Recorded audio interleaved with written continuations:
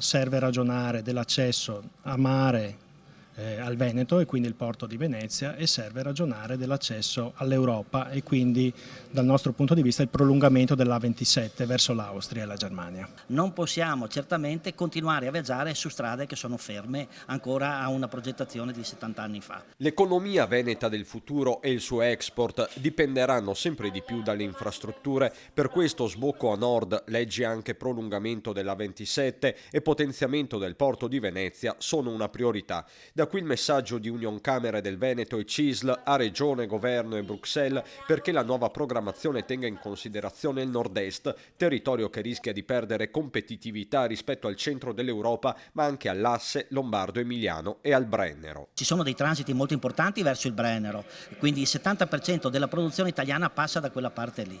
Ma di quel 70% il Veneto ha un ruolo fondamentale. Il Veneto contribuisce per il 13% a questo e quindi non possiamo certamente pensare di rimanere all'angolo. Assolutamente un'apertura verso nord e verso sud utilizzando anche la pedemontana, mantenendo in considerazione anche i collegamenti intervallivi. Ma non c'è solo l'ipotesi autostrada sul tavolo, altro tema infatti è quello di un collegamento ferroviario verso nord, anch'esso assente, cruciale per gli artigiani della CNA e per lo stesso porto di Venezia. Questo territorio ha bisogno di infrastrutture che non sono solo viarie, ma sono anche infrastrutture ferroviarie, ma io dico anche infrastrutture immateriali, perché non dimentichiamoci che l'importanza dello sviluppo della competitività viaggia anche attraverso questa parte di importanza e infrastrutture. Sicuramente va considerata la necessità di implementare la connessione ferroviaria che va verso nord.